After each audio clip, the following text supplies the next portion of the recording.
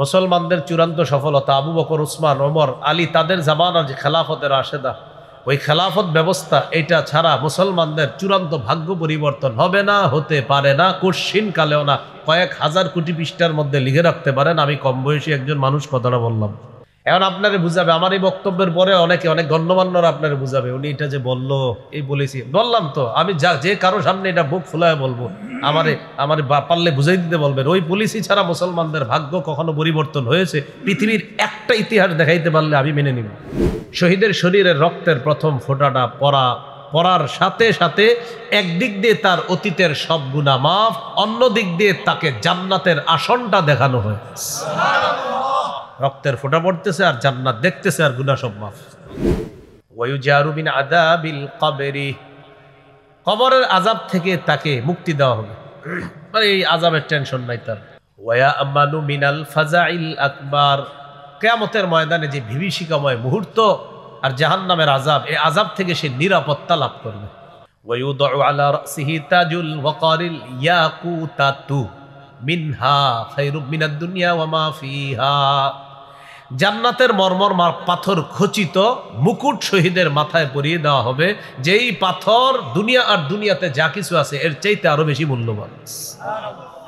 ওয়ায়ুজাওয়াজু সিনতাইনি ওয়া সাবঈনা যাওজাতাম মিনাল হুরিল ঈন, ৭২ জন হুরদের সাথে তাকে বিয়ে দেওয়া হবে। আমি আপনাদের সামনে সূরাতুল বাকারার ২০৮ নম্বর আয়াতে কারিমা তেলাওয়াত করেছি। এই আয়াতে আল্লাহ তাআলা বলেন, হে ঈমানদারগণ, উদখুলু ফিস-সিলমি কাফা, তোমরা ইসলামে পরিপূর্ণ রূপে প্রবেশ করো। ওয়ালা তাত্তাবিউ খুতুওয়াতিশ শাইতান, শয়তানের পদাঙ্ক অনুসরণ করো না। ইন্নাহু লাকুম আদুউম মুবিন, শয়তান তোমাদের প্রকাশ্য শত্রু। আল্লাহ তাআলার হুকুম হলো ইসলামে পরিপূর্ণ রূপে প্রবেশ করা। ইসলামে আমরা পরিপূর্ণ রূপে প্রবেশ করেছি কিনা এটা বোঝার জন্য ৫টি আলামত প্রয়োজন। আমাদের মাঝে যদি ৫টি আলামত দেখা যায়, তাহলে বোঝা যাবে আমরা ইসলামে পরিপূর্ণ রূপে প্রবেশ করেছি। কয় আলামত? ৫টি। ১ নম্বর আত্মসমর্পণ, ২ নম্বর ইখলাস, ৩ নম্বর বিশুদ্ধ আকীদা, ৪ নম্বর উত্তম চরিত্র, ৫ নম্বর লেনদেনে স্বচ্ছ থাকা। এই ৫টি আলামত যদি পাওয়া যায়, তাহলে বোঝা যাবে ইসলামে পরিপূর্ণ রূপে আমরা প্রবেশ করার চেষ্টা করতেছি। ইসলামে পরিপূর্ণ রূপে প্রবেশ করার চেষ্টা আছে কিনা বোঝার জন্য প্রথম আলামত হলো আত্মসমর্পণ। আত্মসমর্পণ কাকে বলে? ইসলামের বাংলা অর্থ হলো আত্মসমর্পণ করা। এখানে আত্মসমর্পণ দ্বারা উদ্দেশ্য আল্লাহর সমস্ত হুকুম নিষেধগুলোর সামনে নিজেকে সঁপে দেওয়া, মাথা নত করা, সন্দেহ ছাড়া মেনে নেওয়া, এই হলো আত্মসমর্পণ। সূরা বাকারা ১৩১ এবং ১৩২ নম্বর আয়াতে আল্লাহ তাআলা বলেন, ইয ক্বালা লাহু রাব্বুহু আসলিম ক্বালা আসলামতু লিরাব্বিল আলামিন। স্মরণ করুন ওই সময়কে যখন ইব্রাহিম আলাইহিস সালামের রব ইব্রাহিমকে বললেন, আপনি আত্মসমর্পণ করেন। ইব্রাহিম আলাইহিস সালাম বললেন, আমি বিশ্বজগতের রব আল্লাহর কাছে আত্মসমর্পণ করলাম। ওয়াওয়াসসা বিহা ইব্রাহিমু বানিহি ওয়া ইয়াকুব, ইব্রাহিম নবী, ইয়াকুব নবী তার সন্তানদেরকে ওসিয়ত করেছেন, ইয়া বানিয়া ইন্নাল্লাহা আসতাফা লাকুমুদ-দীন ফালা তামুতুন্না ইল্লা ওয়া আনতুম মুসলিমুন। হে আমার প্রিয় সন্তানেরা, তোমরা মুসলমান না হয়ে মরো না। আল্লাহ তোমাদের জন্য দ্বীনকে নির্বাচন করেছেন। আল্লাহ আমাদের জন্য দ্বীন নির্বাচন করেছেন। এই দ্বীন, এটা কি জিনিস?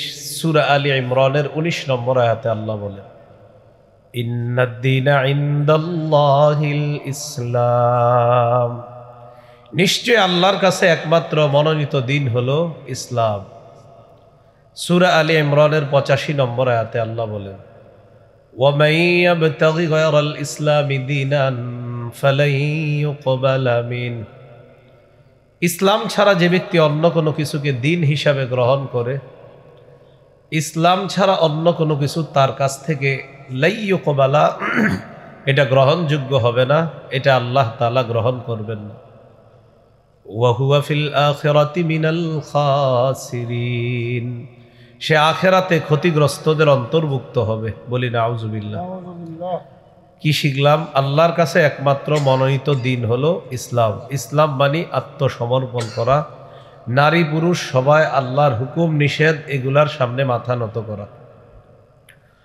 পুরুষরা ইসলাম পালন করবে, এটা বাহ্যিকভাবে দেখা যাবে। সবাই আমরা বলি ঈমান আছে, কিন্তু ইসলাম আছে কিনা এটা বোঝা যাবে আপনি যখন আজান দিলে নামাজে যাবেন, বোঝা যাবে আপনি একজন মুসলমান। আপনি বাজার থেকে ব্যাগ নিয়ে আসতেছেন আসরের নামাজের পর, মাগরিবের আজান দিয়ে দিস, মসজিদের এক কোনায় ব্যাগটা রেখে আপনি মাগরিব পড়াটা, বোঝা যাবে আপনি একজন মুসলমান। তাহলে এটা হলো মুসলমানের পরিচয়। নারী যারা আছে তারা আল্লাহর আদেশ নিষেধগুলা মেনে নেওয়া।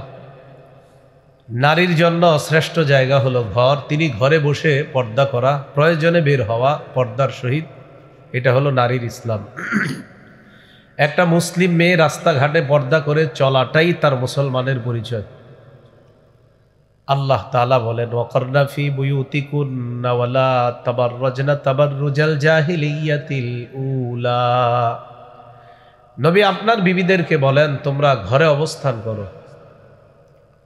ওয়ালা তাবাররাজনা তাবাররুজাল জাহিলিয়াতিল উলা, জাহিলি যুগের নারীদের মতো তোমরা রাস্তায় বের হয় না। জাহিলি যুগের নারীরা তারা যখন রাস্তায় বের হতো, যে কাপড় পরিধান করত, কাপড়ের দুই পাশ থেকে তাদের শরীরের বিভিন্ন অঙ্গ দেখা যেত। নাউজুবিল্লাহ।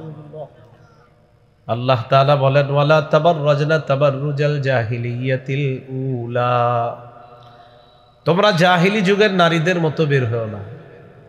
ওয়া আকিমনাস সালাতা ওয়া আতিনাজ যাকাহ, নামাজ কায়েম করো, যাকাত আদায় করো। ওয়া আতি'নাল্লাহা ওয়া রাসূলা, আল্লাহ এবং রসুলের আনুগত্য করো। নারীদের জন্য পর্দা করা, এটাই হলো নারীর সৌন্দর্যতা, এটাই তার ইসলাম প্রদর্শন করা। আল্লাহ তাআলা বলেন, ওয়া ইযা সাআলতুমুহুন্না মাতাআন ফাসআলুহুন্না মিন ওয়ারাই হিজাব, সাহাবায়ে কেরামকে লক্ষ্য করে আল্লাহ বলেন, তোমরা যখন নবীর স্ত্রীদের কাছে কিছু চাইবা, পর্দার আড়াল থেকে চাইবা। তো বলেন তো পর্দার আড়াল থেকে চাওয়া মানে কি? মা বোনরা, আম্মা জানরা পর্দার ভিতরে আছে আর মুখটা বের করে রাখছে, এমন বিষয়টা? তাহলে সম্পূর্ণ পর্দার এপাশে থাকবে সাহাবায়ে কেরাম, আম্মা জানরা থাকবে ভিতরে। এখান থেকে বোঝা যায় মেয়েরা মুখ ঢাকা লাগবে, না ঢাকলে তাদের পর্দা হবে না। নারীরা মুখ ঢাকতে হবে। কিছু মাহফিলের মধ্যে কিছু মা বোন প্রশ্ন পাঠায়, মেয়েদের কি মুখ ঢাকতে হবে? এটা ওই মা বোনরা পাঠায় যারা মুখ ঢাকে না। যারা মুখ ঢাকে এই নারীরা কোনোদিন এই প্রশ্ন পাঠাবে না মেয়েদের কি মুখ ঢাকতে হবে কিনা, এটা তারাই পাঠাবে যে আপনি উত্তর দেওয়ার পরেও ঢাকবে না, না দিলেও ঢাকবে না, হ্যাঁ নিয়তেই সে ঢাকবে না। তো মাঝে মাঝে আবার পছন্দনীয় হুজুর পাওয়া যায় যারা বলে দিবে যে আপনি না ডাকলেও কিচ্ছু হবে না। তো এই আশায় অপেক্ষা থাকে অনেক মা বোনরা। নারীদের চেহারা পর্দা, তার চেহারাও ঢাকতে হবে। যদি নারীদের চেহারা পর্দাই না হয়, তো বিয়ের আগে ছেলে ওই মেয়েকে ওই কন্যার বাড়িতে গিয়ে দেখার কি প্রয়োজন? একটা ছেলে যখন মেয়েকে বিয়ে করে, বিয়ের আগে ওই ছেলের জন্য মেয়ের দেখা যায় আছে, ঠিক না?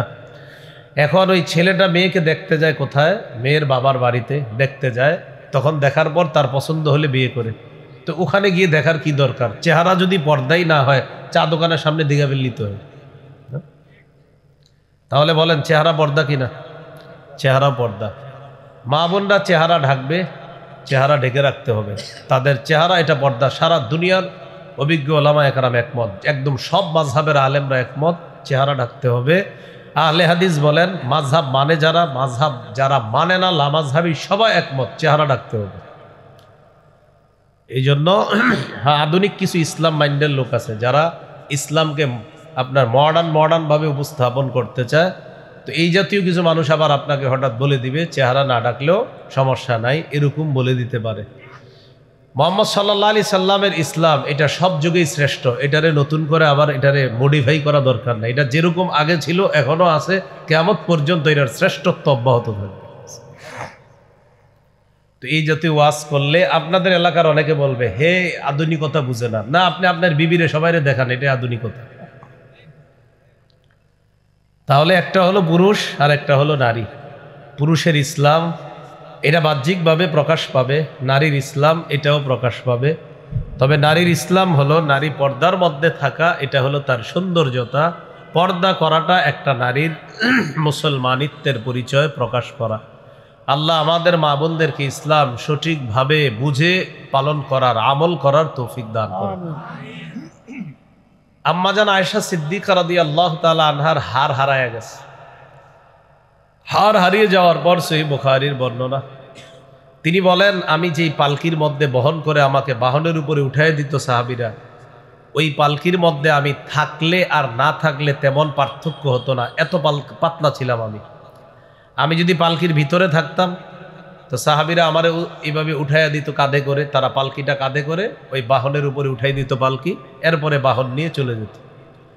তো আম্মাজান বলেন আমি এতটাই হালকা ছিলাম, আমাকে পালকির মধ্যে রাখলে আর না রাখলে, আমি যদি পালকিতে নাও থাকতাম সাহাবীরা বুঝতো না যে আমি নাই, কারণ আমি এত পাতলা ছিলাম। তো আমি আমার হার তালাশ করার জন্য গেলাম। ইতিমধ্যে সাহাবায়ে কেরাম মনে করছে আমি পালকির ভিতরে আছি, আসলে আমি পালকিতে নাই। তারা পালকিকে কাঁধে করে তুইলা দিছে বাহনের উপর। বাহন চলে গেছে, কাফেলা চলে গেছে, সবাই চলে গেছে, আমি একা রয়ে গেলাম। আমি আমার জায়গায় আসলাম, আসার পর দেখলাম সবাই চলে গেছে, টেনশনে পড়ে গেলাম কি করা যায়। তখন আমি বুঝতে পারলাম রাসূলুল্লাহ সাল্লাল্লাহু আলাইহি সাল্লাম যখন দেখবে কাফেলার মধ্যে আমি নাই, তখন কাউকে খোঁজার জন্য পাঠাবে। অপেক্ষায় বসে আছে, অপেক্ষা করতে লাগলাম। আমি ঘুমায়া গেলাম। আম্মাজান বলেন আমি ঘুমায়া গেছি। ইতিমধ্যে নবীর একজন সাহাবী নাম সফওয়ান রাদিয়াল্লাহু তাআলা, তিনি কাফেলার সবার শেষে রয়ে গেছে, তিনি মাত্র রওনা করছে।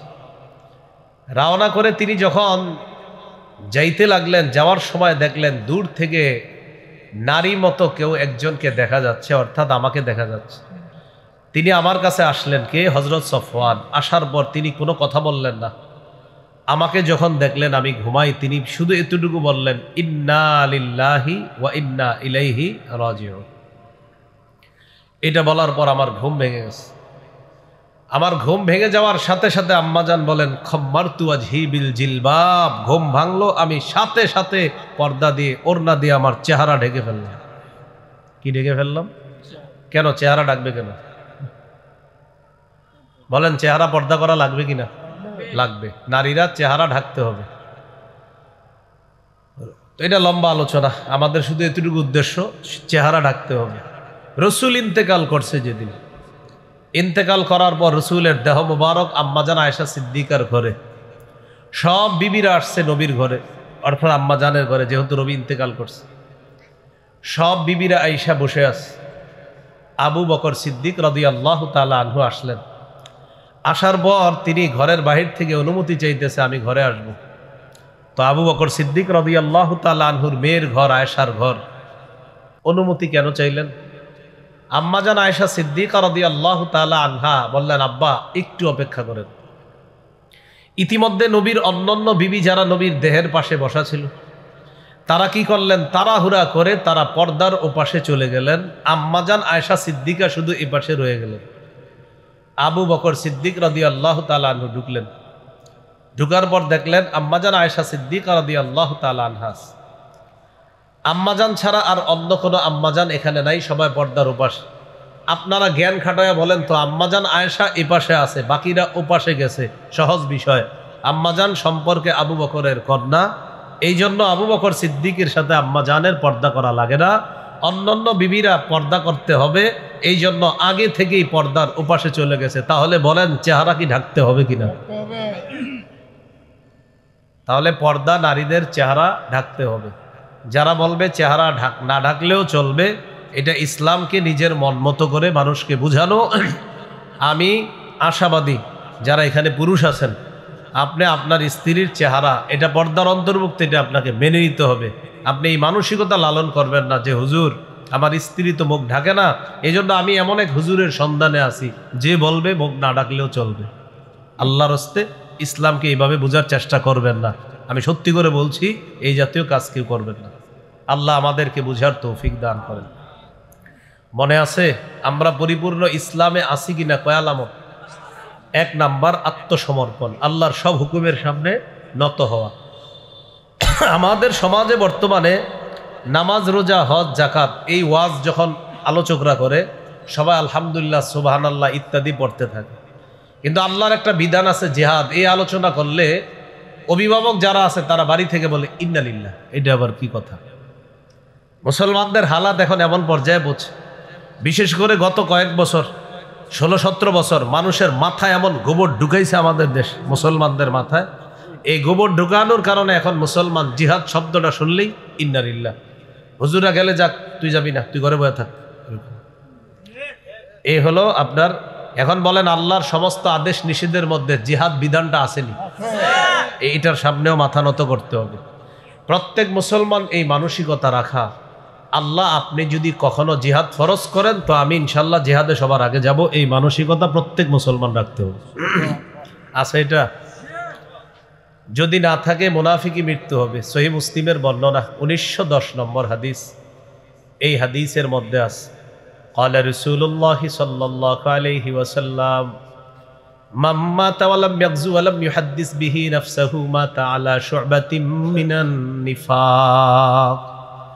যে ব্যক্তি মৃত্যুবরণ করলো কিন্তু জিহাদ করলো না, অথবা জিহাদের সংকল্প রাখলো না, সে মুনাফিকি মৃত্যুবরণ করলো। বলি নাউজুবিল্লাহ।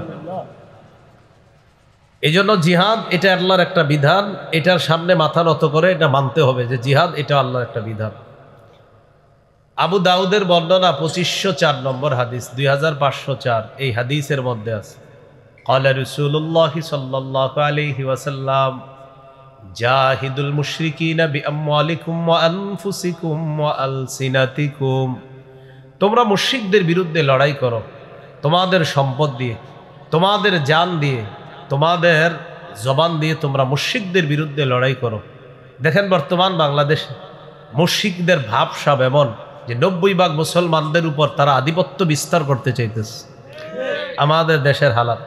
অথচ আল্লাহ তাআলা কোরআনে বলেন লাতাজিদান্না আশাদ্দান নাসি আদাওয়াতাল লিল্লাযিনা আমানুল ইয়াহুদা ওয়াল্লাযিনা আশরাকু। অবশ্যই অবশ্যই আপনি ঈমানদারদের সবচেয়ে কঠিন শত্রু পাবেন ইহুদিদেরকে এবং মুশরিকদেরকে পাবেন। এরা ঈমানদারদের সবচেয়ে বড় শত্রু। কিন্তু আমাদের ভাবসাব এমন, আমরা এই বছর শিরিকের মধ্যে যেইভাবে শুভেচ্ছা জানাইছি, এই বছর মনে হয় যে যারা শুভেচ্ছা না জানাইছেন তারা মহা অন্যায় করছেন, লিস্টি হবে নাম। কেন আপনি শিরিকে শুভেচ্ছা জানাইলেন না? এরকম। আল্লাহ আমাদেরকে হেফাজত করেন। এই জন্য অভিভাবক আমরা বানাতে হবে আল্লাহকে। কাকে? আমাদের অভিভাবক আল্লাহ। সূরা বাকারা 257 নম্বর আয়াত, 3 পারা 2 নম্বর পৃষ্ঠা, শুরুর লাইনে আল্লাহ বলেন আল্লাহু ওয়ালিয়ুল্লাযীনা আমানু। যারা ঈমানদার তাদের অভিভাবক হলেন আল্লাহ। ঈমানদারদের অভিভাবক কে? আল্লাহ। সূরা মাঈদা 51 নম্বর আয়াত, 6 পারা 16 পৃষ্ঠার একদম শুরু আয়াত। আল্লাহ তাআলা বলেন ইয়া আইয়ুহাল্লাযীনা আমানু লা তাত্তাখিযুল ইয়াহুদা ওয়ান নাসারা আউলিয়া। হে ঈমানদারগণ, তোমরা ইহুদি খ্রিস্টানদেরকে অভিভাবক রূপে গ্রহণ করো না। বা'দুহুম আউলিয়াউ বা'দ। তারা একে অপরের অভিভাবক, তোমরা তাদেরকে অভিভাবক রূপে গ্রহণ করো না। আল্লাহ আমাদেরকে নিষেধ করলেন ইহুদি খ্রিস্টানদেরকে অভিভাবক রূপে গ্রহণ করতে। কিন্তু আমরা দেখেন বারবার একই অভ্যাস, এক তাগুতকে ছাড়ি আর এক তাগুতকে ধরি, বৃষ্টি থেকে বাঁচার জন্য ঝর্ণার নিচে এসে দাঁড়াই। কিসের নিচে এসে দাঁড়াই? কিসের থেকে বাঁচার জন্য? মানে বৃষ্টি, পানি, ঝর্ণার নিচে তো কি, এগুলা কি মধু? এক তাগুতকে ছেড়ে আমরা আরেক তাগুতকে যতদিন ধরবো ততদিন মুসলমান যারা আমাদের ভাগ্য পরিবর্তন হবে না। মুসলমানদের ভাগ্য পরিবর্তনের যে পলিসি বর্তমানে অনেকে অনুসরণ করতেছে, এই পলিসিতে মুসলমানদের চূড়ান্ত সফলতা হবে না, হতে পারে না। মুসলমানদের চূড়ান্ত সফলতা আবু বকর, উসমান, ওমর, আলী তাদের জামানার যে খেলাফতের রাশেদা, ওই খেলাফত ব্যবস্থা এটা ছাড়া মুসলমানদের চূড়ান্ত ভাগ্য পরিবর্তন হবে না, হতে পারে না, কঠিন কালেও না। কয়েক হাজার কোটি পৃষ্ঠার মধ্যে লিখে রাখতে পারেন, আমি কম বয়সী একজন মানুষ কথাটা বললাম। এছাড়া মুসলমানদের আপনি খেলাফত ব্যবস্থা ছাড়া মুসলমানদের ভাগ্য পরিবর্তন হবে না, নিশ্চিত থাকেন। এখন আপনারে বুঝাবে, আমার এই বক্তব্যের পরে অনেকে, অনেক গণ্যমান্যরা আপনারে বুঝাবে, উনি এটা যে বললো এই বলেছি, বললাম তো আমি যে কারো সামনে এটা বুক ফুলায় বলবো, আমারে পারলে বুঝাই দিতে বলবেন। ওই পলিসি ছাড়া মুসলমানদের ভাগ্য কখনো পরিবর্তন হয়েছে পৃথিবীর একটা ইতিহাস দেখাইতে পারলে আমি মেনে নিব, একটা পারবে না। মুসলমানদের ভাগ্য পরিবর্তন হয়েছে খেলাফত ব্যবস্থায়, প্রমাণ আফগানিস্তান। ব্যাস, সোজা দলিল তো আছে। এছাড়া দেখেন সারা দুনিয়া চেষ্টা করতেছে, পারতেছে। কারণ ওই যে এক তাগুত ছেড়ে আরেক তাগুত ধরবেন, তো আপনার ভাগ্য পরিবর্তন হবে কিভাবে? আফগানিস্তান আল্লাহর অভিভাবক মানছে, তাই আফগানিস্তানের ধৈর্য অবিচলতার কারণে আল্লাহ তাআলা তাদেরকে বিজয় দান করছে। তাদের চিরশত্রুরা তাদের দেশ ছেড়ে যেতে বাধ্য হয়েছে। যেই চিরশত্রুরা 3 বছর আগে তাদেরকে সমর্থন দিতে চায় না, এখন চুপে চুপে সমর্থন দিতে চায়। আফগানিস্তান বলে গোনার টাইম নাই। আল্লাহ আমাদেরকে বুঝার তৌফিক দান করুন। তাহলে ভাই এই কথাটা মনে রাখবো, আমরা খেলাফত ব্যবস্থা ছাড়া মুসলমানদের ভাগ্য চূড়ান্ত পরিবর্তন হবে না, হতে পারে না। আল্লাহ আমাদেরকে এই কথাটা মুসলিম হিসাবে সারা জীবন মনে রাখার তৌফিক দান করুন। তাহলে জিহাদ বলেন, এই বিধানটা কার? এই মানসিকতা রাখতে হবে। সহিহ বুখারীর বর্ণনা 3123 নম্বর হাদিস, এই হাদিসের মধ্যে আছে عن أبي هريرة رضي الله تعالى عنه قال قال رسول الله صلى الله عليه وسلم تكفل الله لمن جاهد في سبيل الله لا يخرجه إلا الجهاد في سبيله وتصديق كلماته بأن يدخل الجنة أو يرجعه في مسكنه الذي خرج منه ما نال من أجر أو غنيمة। কোনো ব্যক্তি জিহাদে বের হয়েছে, এই নিয়তে বের হয়েছে যে আমি জিহাদ করব, আল্লাহ দায়িত্ব নিয়ে নেয়, হয়তো তাকে জান্নাতে প্রবেশ করাবেন, নয়তো তাকে গনিমতের মাল সম্পদ সহ তার বাসায় তাকে আল্লাহ নিজ দায়িত্বে ফিরায় দিবেন। আবু দাউদের হাদিস 1449 নম্বর হাদিস। عن عبد الله بن حبشي الخثعمي رضي الله تعالى عنه أن رسول الله صلى الله عليه وسلم سئل أي الأعمال أفضل يا رسول الله। নবীকে প্রশ্ন করা হলো, ইয়া রাসূলুল্লাহ, আল্লাহর কাছে সবচেয়ে কোন আমলটা শ্রেষ্ঠ? নবীজি বললেন, তুলুল কিয়াম, রাতের বেলা দাঁড়িয়ে দাঁড়িয়ে নামাজ আদায় করা অথবা লম্বা সময় নিয়ে নামাজ পড়া, এটা আল্লাহর কাছে সবচেয়ে শ্রেষ্ঠ আমল। এই জন্য জোহরের আগের সুন্নত 4 রাকাত 3.5 মিনিটে পড়বেন। কয় রাকাত? জামাতের আছে 3 মিনিট। কয় মিনিট আছে? এই টাইমে আইসা অনেকে সুন্নতে দাঁড়ায়, তার মানে নিশ্চিত শেষের 2 রাকাত বুলেটের গতিতে পড়বেন। তো রাসূল সাল্লাল্লাহু আলাইহি সাল্লাম বললেন, তুলুল কিয়াম, লম্বা সময় নামাজে দাঁড়িয়ে থাকা, এটা সবচেয়ে শ্রেষ্ঠ ইবাদত। এটা কি কাল ভাই? শীতকাল। শীতকালে একটু আল্লাহর দরবারে রাতে দাঁড়ানোর চেষ্টা করবেন, আল্লাহ তৌফিক দান করেন। হাদিসের একটা কিতাব আছে সহিহুত তারগিব, 630 নম্বর হাদিস। এই হাদিসে আছে, রাজুলুন কামা ফি লাইলাতিন বারিদাতিন মিন ফিরাশিহি ওয়া লিহাফিহি ওয়া দিসারিহি। এক ব্যক্তি শীতকালে রাতের বেলা, কোন নারী পুরুষ, আপনাদের এলাকার কোন নারী পুরুষ শীতকালে রাতের বেলা প্রচন্ড শীতের মধ্যে রাতে উঠছে, উঠার পর উজু করে তাহাজ্জুদ নামাজে দাঁড়িয়েছে, আল্লাহ তাকে দেখে হাসতে থাকে। ফেরেশতাদেরকে আল্লাহ জিজ্ঞাসা করেন, মা হামালা আব্দি হাদা আলা মা সানাআ, আচ্ছা আমার বান্দা যে এইখানে দাঁড়াইলো, কেন দাঁড়াইছে? ফেরেশতারা বলো তো ফেরেশতারা বলে, রাজা আমা ইনদাক ওয়া শাফকাতাম মিম্মা ইনদাক, আল্লাহ আপনার কাছ থেকে প্রতিদান পাওয়ার আশায় আর আপনার আযাবের ভয়ে তাহাজ্জুদে দাঁড়িয়েছে।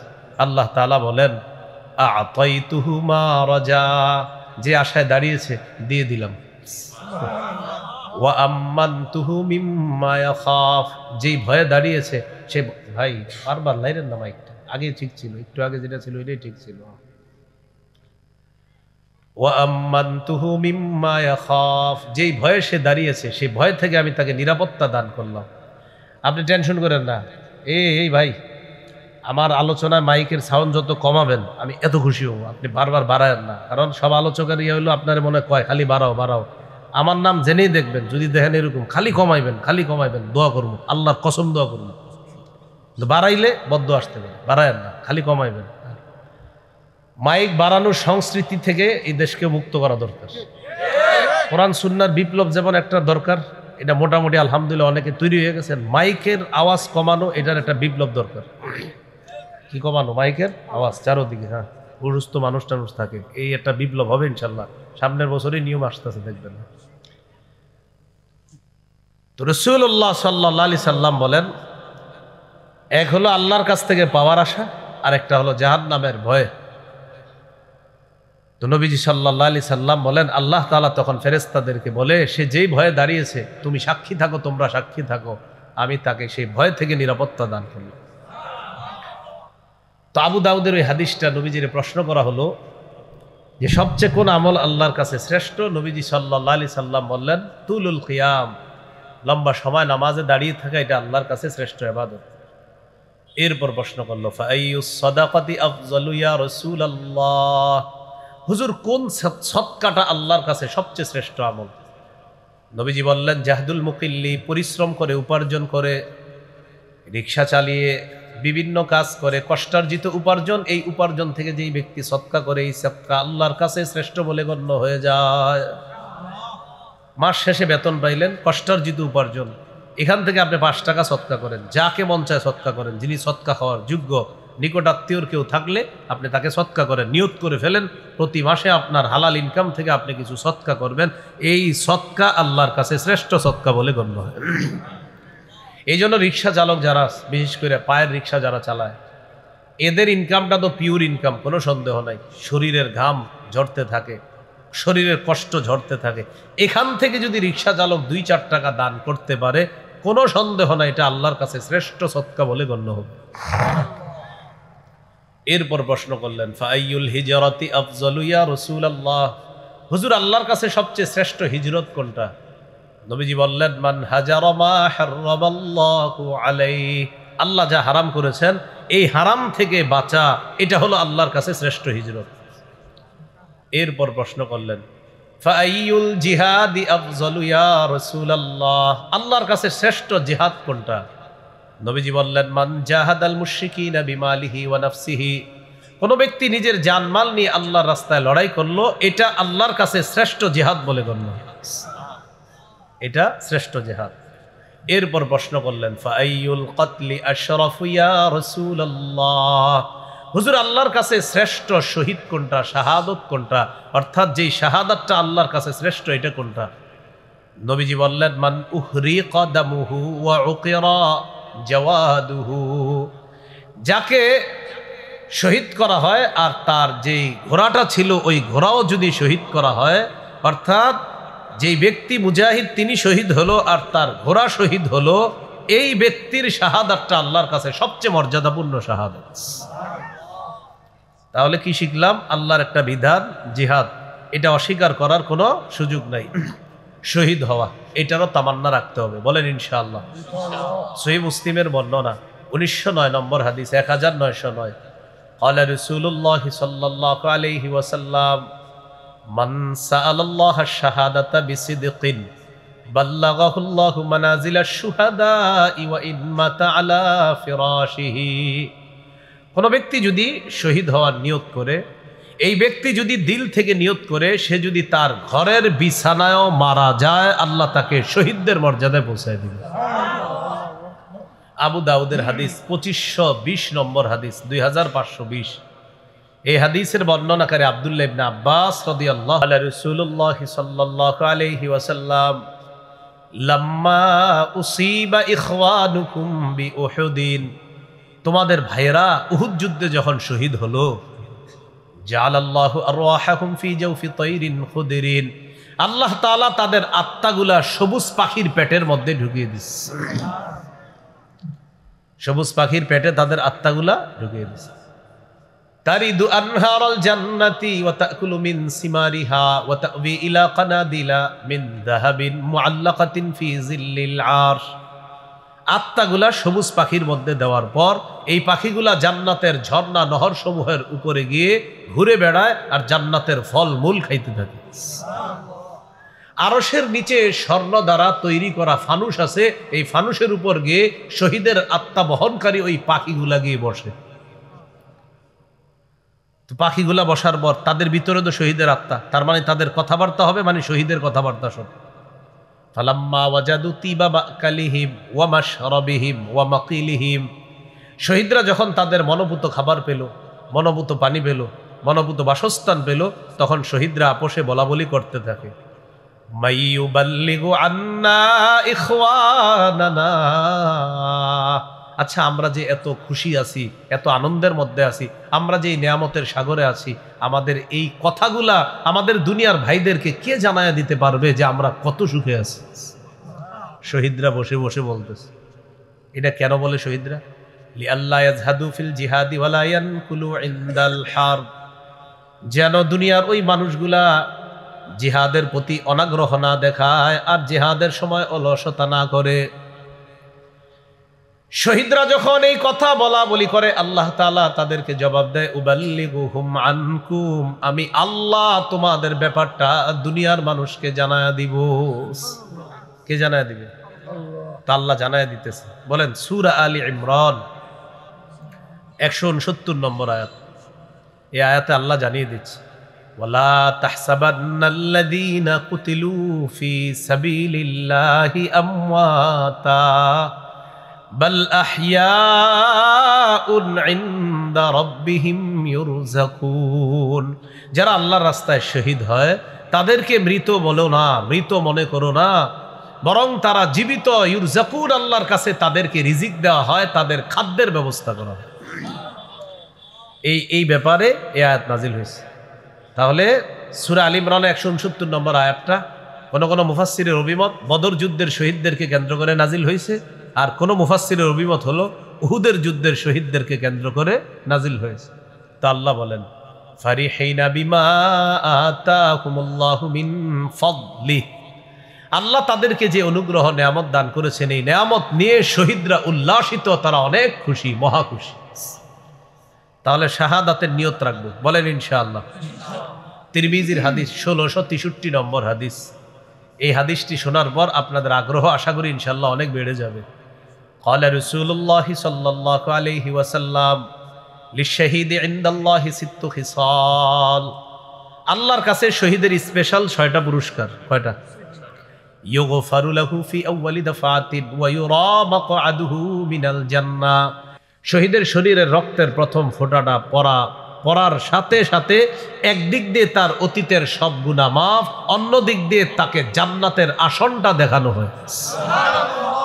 রক্তের ফোঁটা পড়তেছে আর জান্নাত দেখতেছে আর গুনাহ সব মাফ। এলো 1 নম্বর পুরস্কার। 2 নম্বর, ওয়ায়ুজারু মিন আযাবিল কবরি, কবরের আযাব থেকে তাকে মুক্তি দেওয়া হবে, মানে এই আযাবের টেনশন নাই তার। 3 নম্বর, ওয়া আমানু মিনাল ফাজাইল আকবার, কিয়ামতের ময়দানে যে বিভীষিকাময় মুহূর্ত আর জাহান্নামের আযাব, এই আযাব থেকে সে নিরাপত্তা লাভ করবে। 4 নম্বর, ওয়ায়ুদউ আলা রাসিহি তাজুল ওয়াকারিল ইয়াকুতাতু মিনহা খায়রুম মিনাদ দুনিয়া ওয়া মা ফিহা, জান্নাতের মরমর পাথর খচিত মুকুট শহীদের মাথায় পরিয়ে দেওয়া হবে, যেই পাথর দুনিয়া আর দুনিয়াতে যা কিছু আছে এর চাইতে আরো বেশি মূল্যবান। 5 নাম্বারটা কি বলবো? ওয়ায়ুজাওয়াজু সিনতাইনি ওয়া সাবঈনা যাওজাতাম মিনাল হুরিল ঈন, 72 জন হুরদের সাথে তাকে বিয়ে দেওয়া হবে। কয়জন? 72 জন হুরের সাথে তাকে বিয়ে দেওয়া হবে। 6 নম্বর, ওয়ায়ুশাফাউ ফি সাবঈনা মিন আকারিবিহি, শহীদের নিকট আত্মীয়দের মধ্যে কমপক্ষে 70 জনের ব্যাপারে তার সুপারিশ মঞ্জুর করা হবে। এ হলো শহীদের স্পেশাল 6টা পুরস্কার। তাহলে শাহাদাতের নিয়ত রাখতে হবে, জিহাদের নিয়ত রাখতে হবে। কেন রাখবো? কারণ আমরা এই কারণে নিয়ত রাখবো যে জিহাদ, শহীদ হওয়া এগুলাও আল্লাহর বিধান, এগুলাও আত্মসমর্পণকারী মুসলমান যারা, তারা এই বিধানগুলো মেনে নেয়। বাকি আমরা আবার কালকে গিয়ে কোথাও উড়াইয়া দিব না দোকানপাট। আমরা এদেশের বিজ্ঞ মুফতি সাহেবদের ফতুয়ার অপেক্ষায় থাকব। দেশের বিজ্ঞ মুফতি সাহেবরা জিহাদের ফতুয়া দিলে তখন আমরা সবাই মানসিকতা রাখি যে আমরাও জিহাদে শামিল হব ইনশাআল্লাহ। বলেন আমার সাথে, ক্রেতা বিক্রেতা, দ্রব্য মূল্য বাজার, আবার ক্রেতা বিক্রেতা, দ্রব্য মূল্য বাজার। বলেন, ক্রেতা আল্লাহ, বিক্রেতা মুমিনগণ, দ্রব্য জানমাল, মূল্য, বলেন মূল্য জান্নাত, বাজার জিহাদের ময়দান। এবার আপনারা বলেন, ক্রেতা কে? বিক্রেতা মুমিনগণ, দ্রব্য জানমাল, মূল্য জান্নাত, বাজার জিহাদের ময়দান। সূরাতুত তাওবা 111 নম্বর আয়াতে আল্লাহ বলেন, ইন্নাল্লাহা আশতারা, নিশ্চয়ই আল্লাহ ক্রয় করে নিয়েছেন, আল্লাহ হলেন ক্রেতা, মিনাল মুমিনিনা, মুমিনদের থেকে ক্রয় করে নিয়েছেন, মুমিনরা হলো বিক্রেতা, আনফুসাহুম ওয়া আমওয়ালাহুম, তাদের জানমাল, জানমাল হলো দ্রব্য, বিআন্না লাহুমুল জান্নাহ, মূল্য হলো আল্লাহর দেওয়া জান্নাত। এবার রয়ে গেল বাজার, ইউকাতিলুনা ফি সাবিলিল্লাহ ফায়াকতুলুনা ওয়া ইউকতালুন, তারা আল্লাহর রাস্তায় জিহাদ করবে, কাফেরদেরকে জাহান্নামে পাঠাবে, তাদেরকে শহীদ করা হবে, আর তারা শহীদ হওয়ার পর আল্লাহর দেওয়া জান্নাতের মেহমান হয়ে যাবে। তো শহীদ হয় কোথায়? বলেন, জিহাদের ময়দানে। এই জিহাদের ময়দান হলো বাজার। তাহলে ক্রেতা আল্লাহ, বিক্রেতা মুমিনগণ, জানমাল দ্রব্য, মূল্য হলো জান্নাত, আর বাজার হলো জিহাদের ময়দান। মনে থাকবেন ইনশাআল্লাহ। আল্লাহ মনে রাখার তৌফিক দান করেন। এই হলো আপনার আত্মসমর্পণ করা। ইসলামে পরিপূর্ণ আসি কিনা? কয় আলামত? 1 নাম্বার আত্মসমর্পণ, 2 নাম্বার ইখলাস। বলেন 2 নাম্বার কি? আমার জীবনে আমি যা করব সব ইখলাসের সাথে করতে হবে। নাসাইর বর্ণনা 3140 নম্বর হাদিস। নবীজিকে প্রশ্ন করলেন, আরাআইতা রাজুলান গাজা ফি সাবিলিল্লাহি ইয়ালতামিসুল আজরা ওয়াজ যিকরা ফামা লাহু ইয়া রাসূলুল্লাহ, ইয়া রাসূলুল্লাহ, এক ব্যক্তি আল্লাহর রাস্তায় লড়াই করেছে, তার নিয়ত হলো আল্লাহর কাছ থেকে সওয়াব পাবে, আর হলো সে নাম কাম কামাবে, এই নিয়তে সে লড়াই করছে, আল্লাহর কাছ থেকে প্রতিদান পাবে, আর হলো নাম কাম কামাবে। যেমন এই যে মনে করেন আমি বয়ান করতেছি, এক নিয়ত হলো সওয়াব কামাবো, আর এক হলো আমার পুরা দুনিয়া যাতে চিনি, এরকম যদি নিয়ত হয়, তো এরকম হলে কি পাবে? নবীজি বললেন, লা শাইআ লাহু, কিছুই পাবে না। আদাহা সালাসা মাররাত, প্রশ্নটা 3 বার করলেন। নবীজি বললেন, লা শাইআ লাহু, লা শাইআ লাহু, লা শাইআ লা, সে কিছুই পাবে না, সে কিছুই পাবে না, সে কিছুই পাবে না। হাদিসের শেষে নবী বলেন, ইন্নাল্লাহা লা ইয়াকবালু মিনাল আমালি ইল্লা মা কানা লাহু খালিসা, আল্লাহ তাআলা ততক্ষণ বান্দার আমল কবুল করেন না যতক্ষণ এই আমলটা ইখলাসের সাথে না করবে, ততক্ষণ বান্দার আমল আল্লাহ তাআলা কবুল করেন না। তাহলে আমরা জীবনে যা কিছু করব ইখলাসের সাথে করব। বলেন ইনশাআল্লাহ। আমার সাথে 2টি বাংলা বলেন। বলেন, খাঁটি বিশুদ্ধ ইখলাসের সাথে আমল করলে সে আমলকে খাঁটি আমল বলে, নবীর তরিকা অনুযায়ী করলে সে আমলকে বিশুদ্ধ আমল বলে। কোন আমল যদি খাঁটি এবং বিশুদ্ধ হয়, সাথে সাথে ওই আমল আল্লাহর কাছে পৌঁছে যায়। সুবহানাল্লাহ। তাহলে জীবনে যত আমল করব মনে রাখবেন, খাঁটি বিশুদ্ধ, 2টা থাকতে হবে। খাঁটি বিশুদ্ধ, খাঁটি বিশুদ্ধ, একটা হবে না, 2টাই থাকতে হবে। খাঁটিও বিশুদ্ধ, খাঁটিও বিশুদ্ধ। মনে থাকবিনি? আল্লাহ মনে রাখার তৌফিক দান করেন। আলামত নাম্বার 3, আমি ইসলামে পরিপূর্ণ আছি কিনা? আমার আকীদা বিশুদ্ধ হতে হবে। বলেন, আকীদায় শিরিক থাকা যাবে না, বেদাত থাকা যাবে না। আমরা আজকে থেকে শিরকি কথা বলবো না, শিরকি কথা শুনবো না, শিরকি গান শুনবো না, শিরকি কাজ করব না, শিরকি আকীদা রাখবো না। যেখানে শিরিকের গন্ধ হয় সেটার আশেপাশেও যাব না। চাই সেই শিরিক বাৎসরিক শিরিক হোক। কি শিরিক হোক? বাৎসরিক কিছু শিরিক আছে, এগুলার আশেপাশেও যাবেন না, বুঝছেননি? এগুলো আশেপাশে যাবেন না, বলেন ইনশাআল্লাহ। 364 দিন আল্লাহরে সিজদা দেয়, 65তম দিনও আল্লাহরেও সিজদা দেয়, দেওয়ার পরে ওই দিন আবার আবেগে আরেক জায়গায় দিয়ে দেয়, সব শেষ হয়ে যাবে। সূরা জুমার 65 নম্বর আয়াত আল্লাহ বলেন, লাইন আশরাকতা লাহবাতান্না আমালুকা। নবী, আপনি যদি শিরিক করেন আপনার সব আমল বরবাদ হয়ে যাবে, নবীরে বলতেছে। তা আমাদের কি অবস্থা হবে? এই জন্য শিরকি কথা, কর্ম ইত্যাদি এগুলা করা যাবে না, আমরা এগুলা করবো না, বলেন ইনশাআল্লাহ। قال رسول الله صلى الله عليه وسلم أتاني آت من ربي فخيرني بين أن يدخل نصف أمتي الجنة وبين الشفاعة।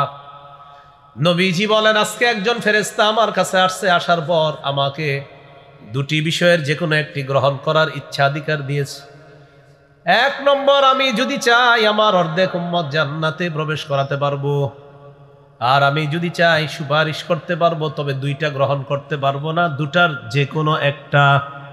হুজুর, আল্লাহ আমাকে পাঠাইছে, আপনি চাইলে আপনার অর্ধেক উম্মত জান্নাতে নিতে পারবেন, চাইলে সুপারিশ করতে পারবেন, কোনটা নেবেন? দুইটা পারবেন না। আমাদের নবী বুদ্ধি করে বললেন, ইখতারতুশ শাফাআ, আমি সুপারিশ করাটা গ্রহণ করে নিলাম। ওয়াহিয়া লিমান লা ইউশরিকু বিল্লাহি শাইআ।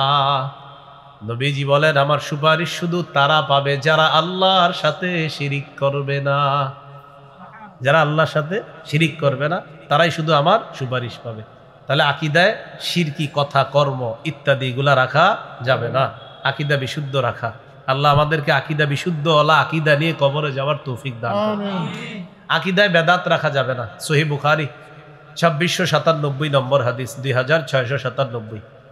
عن عائشة الصديقة رضي الله تعالى عنها قالت قال رسول الله صلى الله عليه وسلم। আম্মা জান আয়েশা সিদ্দিকা রাদিয়াল্লাহু তাআলা আনহার বর্ণনা, আল্লাহ নবী বলেন, মান আহদাসা ফি আমরিনা হাদা মা লাইসা ফিহি ফাহুয়া রাদ্দুন। নবীজি বলেন, আমাদের ইসলামী শরীয়তের মধ্যে যদি ইবাদতের নামে সওয়াবের আশায় কেউ নতুন কিছু আবিষ্কার করে, এটা প্রত্যাখ্যান করা হবে, এটা বেদাত, বেদাত গ্রহণযোগ্য হবে না। খতিব সাহেব মিম্বরে বয়ান দিছে বেদাতের, বয়ান দেওয়ার পর আসরের পর এক মুসল্লি খতিব সাহেবের সাথে দেখা করতে আসছে, ইমাম সাহেব আপনি আমাদের এলাকায় 6 বছর 7 বছর ধরে আছেন, আজকে যে বয়ানটা দিলেন জুমায়, কিছু কথা আছে আমার। ইমাম সাহেব কয়, কি কথা? আপনি বললেন ওইটা বেদাত, ওইটা বেদাত, কিন্তু এই বেদাত করলে তো আমার ভালো লাগে। ইমাম সাহেবের উনি যুক্তি দিতেছে, এই বেদাত যেটা আপনি বেদাত বললেন, এটা করলে আমার কি লাগে? ভালো লাগে, আমার দিলে আলাদা একটা হিট আসে। কি আসে? এটা হিট আসে। তো ইমাম সাহেব বুদ্ধি করে বললো, ভাই তো এখন আমি কি করবো? হুজুর, আপনি বেদাত বললেন, বেদাত কাজে আবার দিলে হিট আসবে কেন? আমার চোখে পানি আসবে কেন? তো ইমাম সাহেব বুদ্ধি করে কয়, অনেক মুসল্লি আছে এরকম আইসা বলে, নাটক সিনেমা দেখা মাঝে মাঝে ইমোশনাল হয়ে চোখে পানি আসে। ইমোশনাল হয়ে কই পানি আসে? তো এখন ইমাম সাহেব বললো যে, ভাই আপনি বলেন, এখন আমি ওনারে কি বলবো নাটক সিনেমা হালাল? তো এবার চুপ হয়ে যাবে, এই নাটক সিনেমাকে আবার হালাল হয়? তা আপনি বলেন চোখে তো পানি আসছে। চোখে কি আসছে? তাহলে চোখে পানি আসলেও নাটক সিনেমা হারাম। বলেন, চোখে পানি আসলেও নাটক সিনেমা, আবার চোখে পানি আসলেও নাটক সিনেমা, বেদাতে চোখে পানি আসলেও বেদাত হারাম, এটা হালাল হবে না। ইমাম মালিক রহমতুল্লাহ আলাইহি কি বলে দেখেন, মান ইবতাদা ফিল ইসলামি বিদআতান ইয়ারাহা হাসানাহ ফাকাদ জামা আন্না মুহাম্মাদান খানার রিসালা। কেউ যদি ইসলামের মধ্যে নতুন কিছু আবিষ্কার করে আর এটাকে উত্তম মনে করে, ভালো মনে করে, যদি মনে করে কাজটা ভালো, ইমাম মালিক বলেন সে নবীর উপর প্রশ্ন উঠাইতে চায়। নবী তার ইসলামী শরীয়ত পূর্ণাঙ্গ রেখে যেতে পারে নাই, সে আসছে এটা নতুন করে পূর্ণ করতে। কেউ বেদাত করলে বলবেন, ভাই নবী তো ইসলাম পরিপূর্ণ রেখে গেছে, আপনি নবীর কথার উপরে প্রশ্ন উঠাইতে চান কেন? চাইতে যাবে, আপনি আমার এই কথা বললেন, বলবেন ইমাম মালিক বলছে আপনার এটা। কেউ বেদাত করে সে কেমন যেন নবীর শরীয়তের উপর প্রশ্ন উঠাইতে চায়। নবী পূর্ণাঙ্গ শরীয়ত রেখে যেতে পারে নাই, সে আসছে পূর্ণাঙ্গ শরীয়ত, অপূর্ণাঙ্গ শরীয়তকে পূর্ণাঙ্গ করতে। বলেন নাউজুবিল্লাহ। বলেন, নবী কি পূর্ণাঙ্গ শরীয়ত রেখে গেছে না অপূর্ণাঙ্গ? পূর্ণাঙ্গ। দলিল সূরা মাইদা 3 নম্বর আয়াত, আল্লাহ বলেন, আল-ইয়াউমা আকমালতু লাকুম দীনাকুম, আজ আমি তোমাদের জন্য তোমাদের দিন পরিপূর্ণ করে দিলাম। সুবহানাল্লাহ। তাহলে দিন পরিপূর্ণ, বলেন দিন কি পরিপূর্ণ। এই গেল 3 নাম্বার আলামত। ইসলামে পরিপূর্ণ আছে কিনা কয় আলামত? 3 নাম্বার, শিরকি আকীদা রাখা যাবে না, বেদাতি আকীদা রাখা যাবে না। 4 নাম্বার আলামত, বলেন উত্তম চরিত্র। আমাদের সামনে আপনি সুফি, ঘরে আপনার বিবি আপনারা দেখতে পারবেন, হ্যাঁ, আপনার আখলাক এরকম যে আপনার বিবি আপনার দেখতে, মানে আপনার এমন ভয়ঙ্কর চরিত্র ঘরের মধ্যে যেটা আমরা মনে করি আপনি সুফি সব, কিন্তু ঘরের অবস্থা খারাপ। এটা হলে হবে না। ক্বালা রাসূলুল্লাহ সাল্লাল্লাহু আলাইহি ওয়াসাল্লাম খায়রুকুম খায়রুকুম লিআহলি খায়রুকুম লিআহলিহি ওয়া আনা খায়রুকুম লিআহলি। নবীজি বলেন তোমাদের মধ্যে সর্বোত্তম হলো ওই ব্যক্তি যে তার বিবির কাছে চারিত্রিকভাবে উত্তম। শোনো তোমরা, আমি নবী আমার বিবিদের কাছে দুনিয়ার মধ্যে সবচাইতে শ্রেষ্ঠ। সুবহানাল্লাহ। আমাদের নবী শ্রেষ্ঠ চরিত্রের অধিকারী এই পৃথিবীতে। তাহলে বিবির কাছে যার চরিত্র শ্রেষ্ঠ সে হলো শ্রেষ্ঠ, সে হলো ভালো মানুষ। এই জন্য আপনার চারিত্রিক বৈশিষ্ট্যটা বিবির কাছে এটা ঠিক রাখতে হবে। আপনি বাসায় আইসা মাগরিবের পরেরতে মাশাল্লাহ আরেকজনের নিয়ে যে বসেন বারান্দায় গিয়া, রাত 1টা 2টা 3টা বাজা যায়, বারবার আপনার খানা খাইতে ডাকে, মেয়ে গিয়া কয় আব্বু, ছেলে গিয়া কয় আব্বু, না আপনি কোথায় জানি আছেন। তো আপনারে কি বলবে আপনার বিবি? মোবাইলটা ঘরে না চালাইলে হয় না? এটা তো সারাদিন তো চালাইছেন, আর কত। এখন বাসায় আসছেন, ছেলে মেয়েরে সময় দেন, বিবিরে সময় দেন না। হজরতের ঘরের বারান্দার দরজাটা লাগায়া ওখানে গিয়ে বসছে। এখন ওনার আর একটা জগৎ আছে। বিবি কিছু বললে বলে আহা এটা আমার বিজনেস পারপাস। আপনার বিজনেস পারপাস আম করে বুঝান, আপনার বিজনেস পারপাস না, ফাইজলামি করে। স্ত্রীকে সময় দেন। সময় না দিতে হঠাৎ দেখবেন আরেকজনের সাথে উনিও শুরু করছে কথা বলা। দোষ তো আপনারও আছে। আইসাই আপনার সন্তান ছেলে মেয়ে আছে, ছোট্ট ছোট্ট অনেক বাবা আছে, জিজ্ঞাসা করেন সর্বশেষ ছোট্ট বাচ্চাদের সাথে কবে একটু হাসাহাসি করছে, এই বাপ কইতেও পারবে। বাচ্চাটা অঙ্ক করে, ইংরেজি পড়ে, আলিফ বা তাসা পড়ে, পাশে বসে একটু বলেন তোমারটা আমার চেয়ে সুন্দর হয়েছে। হুদাই বলবেন, সুন্দর না হইলেও বলবেন মাশাআল্লাহ অনেক সুন্দর। কয়দিন বলছেন এই কথাটা আপনার সন্তান? না, পরে কি করে ছেলের একটা ট্যাপ দিয়ে ওই কোনায় বসায় দেয়, মেয়ের একটা দিয়ে ওই কোনায়। বিবি আছে রান্না করে, হেও আবার মোবাইল দেখে রান্না করে, আর হে আছে এক জায়গায়। তখন কি ভাই এগুলা দিচ্ছেন মানসিক বিকাশ ঘটাইতেছে। কি বিকাশ ঘটায়? এই যে ওনার দিকে তাকান, ওনার আম্মা আব্বা ওনারে বলে নাই, উনি ওনার জামানায় যে মোবাইল টোবাইল ছিল না, ছোট জামান, সেটা তো নিশ্চিত। তো উনি এখন আমগো সামনে বসে রয়েছে কেমনে? উনি ওনার বুদ্ধি শুদ্ধি আসেনি? আরে বলে না কেন? তো উনি কেমনে বড় হয়েছে? আমার আম্মা আব্বা যখন পালছে তখন তো মোবাইল টোবাইল আমার আম্মা তো এখনো বুঝে না এগুলা, তখন তো বুঝেই নেই। তো তখন আমার আম্মা আব্বা, তো আমি এখন এতগুলো হাদিস কোরআন কেমনে বললাম বলেন? না আমার মানসিক বিকাশ ঘটে নেই? হ্যাঁ, আলহামদুলিল্লাহ ফালিল্লাহিল হামদ। বুঝাইতে চাইলাম এই সমস্ত জিনিস দিয়া মানসিক ফাইজলামি আর বিকাশ ঘটানোর নামে বাচ্চাগুলারে বিকারগ্রস্ত বানায় আনবে। সময় দিতে হবে পরিবারকে। এ হলো 4 নাম্বার, উত্তম চরিত্র। 5 নাম্বার, লেনদেনে স্বচ্ছ থাকা। আগামী শুক্রবার আপনার কাছ থেকে একজন টাকা পান, আর শুক্রবার আসে না, কোনোদিনও আসে না। সূরা মাইদার 1 নম্বর আয়াতে আল্লাহ বলেন, ইয়া আইয়ুহাল্লাযীনা আমানু আউফু বিল উকুদ। হে ঈমানদারগণ, তোমরা চুক্তিগুলা পূর্ণ করো। মুসলমানদের সাথে যে চুক্তিতে আবদ্ধ হও, এই চুক্তি তোমরা পূর্ণ করো। লেনদেনে স্বচ্ছ থাকা, অপরের কাছ থেকে নেওয়ার সময় বেশি না নিয়ে নিজে যখন দিবেন তখন অন্যকে বেশি দেওয়ার চেষ্টা করবেন, এই মানসিকতা রাখা। সূরা মুতাফফিফিনের 1 থেকে 6 নম্বর আয়াতে আল্লাহ বলেছেন, ওয়াইলুল লিল মুতাফফিফিন আল্লাযীনা ইযা তালু আলান নাসি ইস্তাউফুন। ধ্বংস তাদের জন্য যারা ওজনে কম দেয়। আল্লাযীনা ইযা তালু আলান নাসি ইস্তাউফুন, যখন তারা অন্য কাউরে দেয়, যখন তারা অন্য কারো কাছ থেকে নেয়, ইস্তাউফুন পরিপূর্ণ নেয়। ওয়া ইযা কালুহুম আও ওয়াজানুহুম, যখন তারা অন্য কাউকে মেপে দেয়, আও ওয়াজানুহুম অথবা ওজন করে দেয়, ইউখসিরুন, তখন তারা ওজনে আর পরিমাপে কম দেয়। নাউজুবিল্লাহ। তাহলে লেনদেনে স্বচ্ছ থাকা, এটা আমরা করব। সূরা বাকারা 208 নম্বর আয়াত। ইসলামে পরিপূর্ণভাবে প্রবেশ করা, করেছি কিনা? 5 আলামত। 1 নম্বর আত্মসমর্পণ, আল্লাহর সব হুকুম নিষেধ আদেশ এগুলার সামনে মাথা নত করা। 2 নম্বর ইখলাস। 3 নম্বর বিশুদ্ধ আকীদা।